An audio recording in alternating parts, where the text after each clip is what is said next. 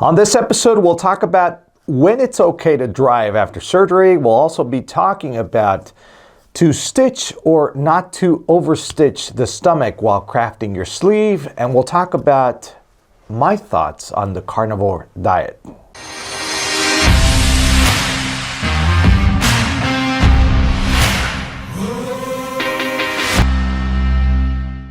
Hello everyone, I'm Dr. Alvarez with Endobariatric.com and welcome to episode 229 of the Ask Dr. A show. Thanks so much for joining us, and if you're new to the show, I want to welcome you, and this is a question and answer show. You're more than welcome to send me your questions, like these questions today. Those questions, I don't make them up, you make them up, and you send them my way, and there's only one way to do that. That's using the hashtag AskDrA throughout social media. Don't forget to use the hashtag, otherwise we're not able to get to those questions, and we'll add them here to the list. I'll be here to answer them for you.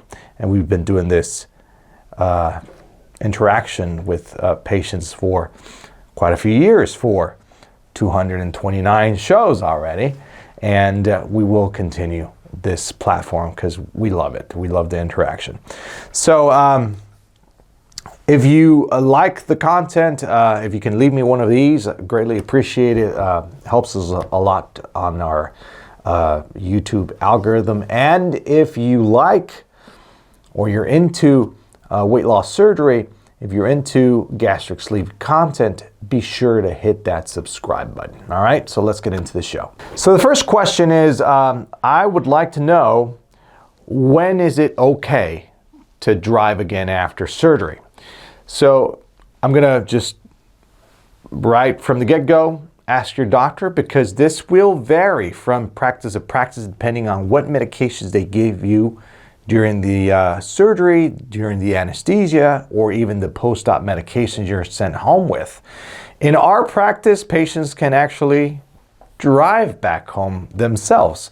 So that means 2 or 3 days after surgery, you can get on the wheel. That means that by the time you're discharged, your body is free of any type of narcotic or medications that may cause any drowsiness, and you can get on the wheel right away. And we let our patients know that as well. But this, again, may vary from patient to patient and may vary from doctor practice to doctor practice, depending on what type of medications they gave you. All right, so the second question is, not a common question, is what do I think, or should a surgeon overstitch the stomach while crafting the surgery? I mean, we're getting technical, but that's okay. That's a question that was made, and I'll be more than happy to answer it for you. So I can surely get you maybe a clip of the surgery, but I think it's graphically, this is more practical for you to understand. When we craft sleeves, we use a special cutting and stapling mechanism or stapler that pretty much would do this. All right, that would be, you can leave the sleeve like this and it works fine. And in our practice, we do overstitch. That means that we do stitch from point A to point B. We stitch this, we throw in a little absorbable suture, and I suture this right here. This will vary depending on your surgeon's ability to do this. There are some surgeons that will think it's just kind of like hectic. It's a pain in the butt to do that, but we've been crafting sleeves for so long that for some surgeons it may take them quite a bit of time to do that, or to even perform that inside you and to stitch it. In our practice, I do this regularly. I do this in absolutely every single case, because nowadays it probably takes me, I want to say 4 to 5 minutes to do the stitching. 4 to 5 minutes they are very well invested, those 4 to 5 minutes, because studies have shown that if you overstitch, you stitch this part right here, patients are less likely to have any bleeding post-op. So the cut right here on the stomach, less likely to have a post-op internal bleeding. So why not take 4 to 5 minutes to do this and make the surgery more secure?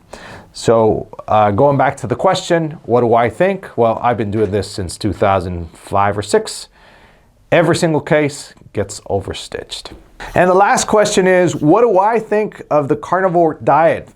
Well,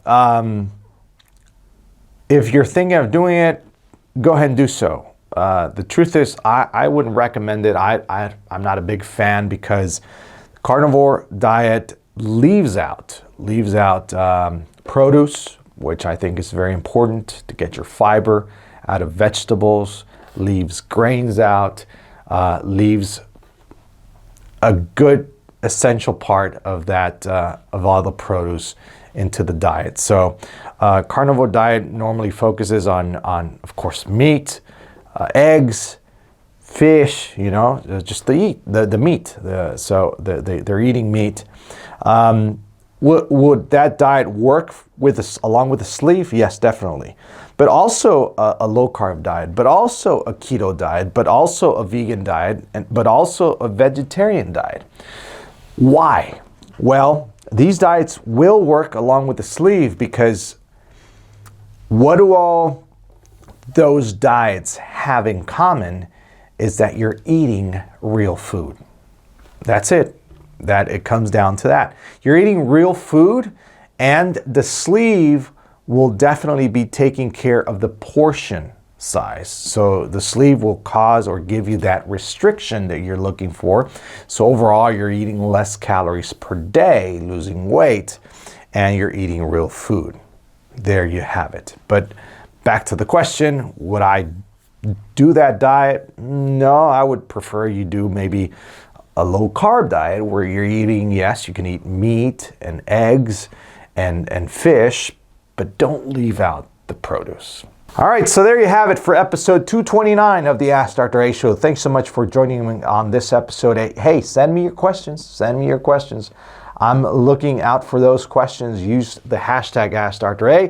Did you enjoy the show? If you can leave me one of these, I greatly appreciate it again. And don't forget to subscribe. I'm Dr. Alvarez with Endobariatric.com, where we are changing lives. Yes, one sleeve at a time. Take care and goodbye. Bye-bye.